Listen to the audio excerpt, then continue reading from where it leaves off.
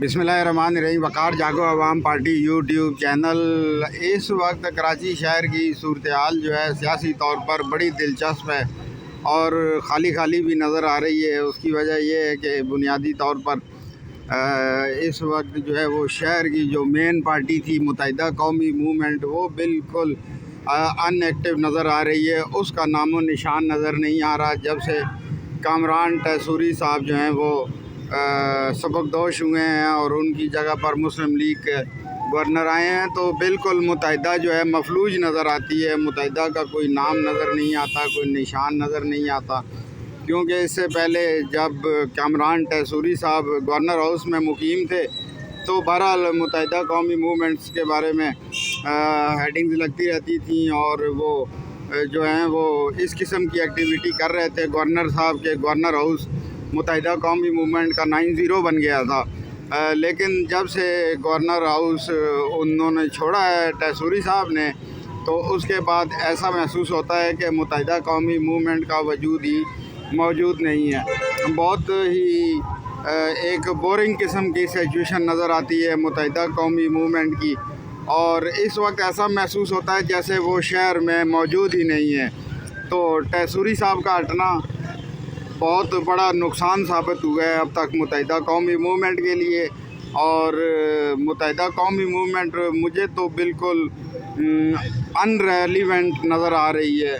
कराची शहर के अंदर मफलूज नज़र आ रही है और ऐसा महसूस हो रहा है कि उसका साया तक भी साथ छोड़ गया है। तो मैं समझता हूँ कि अब मुत्तहिदा कौमी मूवमेंट के लिए बहुत इम्तिहान का दौर शुरू हो गया है। कामरान टैसूरी साहब के बारे में मुत्तहिदा के अंदर बहुत सारे इख्तलाफात मौजूद हैं। कुछ लोग उनकी हमायत करते हैं, कुछ लोग उनकी मुखालफत करते हैं, कुछ लोग उनको जो है वो मुत्तहिदा कौमी मूवमेंट का तस्लीम करते हैं और कुछ लोग उनको इस्टेब्लिशमेंट का नुमाइंदा तस्वर करते हैं। उनके बारे में जो भी कहें, लेकिन ओवरऑल ये ज़रूर है कि उन्होंने बहरहाल मुत्तहिदा कौमी मूवमेंट को ज़िंदा रखा हुआ था और वो जो भी गवर्नर हाउस के थ्रू एक्टिविटी कर रहे थे, मुख्तलिफ़ किस्म की कॉन्फ्रेंसेस मुनक़्क़द कर रहे थे। मुत्तहिदा कौमी मूवमेंट वालों की जो एक्टिविटी का मरकज़ था वो गवर्नर हाउस था, और गवर्नर हाउस में से जो पैगाम जा रहा था वो बहरहाल मुत्तहिदा कौमी मूवमेंट के अंदर जो है वो हिरारत बढ़ा रहा था, यानी कि उसको उन्होंने ज़िंदा रखा हुआ था। लेकिन उनके जाने के बाद मुत्तहिदा कौमी मूवमेंट कहीं भी शहर में नज़र नहीं आ रही, उसकी सदा भी नज़र नहीं आ रही, उसका झंडा भी नज़र नहीं आ रहा, उसके कारकुन भी अनएक्टिव नज़र आ रहे हैं। क्योंकि कामरान टैसूरी साहब के दौर में गवर्नर हाउस में मुख्तलिफ़ तकरीबात मुनक़्क़द होती रहती थी, गरीबों की इमदाद की जाती थी, IT के शोबे में बच्चों को ट्रेनिंग दी जाती थी, और इसी तरह मुख्तलिफ़ मौक़े पर जो है वो मुख्तलिफ़, कभी मीलाद, कभी कुरान ख़ानी, कभी दावत आम, कभी रमज़ान। तो इस तरह वो लेकर जो है वो उन्होंने मुत्तहिदा का नाम ज़िंदा रखा हुआ था। लेकिन उनके जाने के बाद एक मुर्दा घोड़ा तस्वर हो रही है मुत्तहिदा कौमी मूवमेंट। मुझे ऐसा लग रहा है कि इसको चलाने के लिए मुत्तहिदा को बहुत सारी अपने अंदर अब तब्दीलियाँ करनी पड़ेंगी।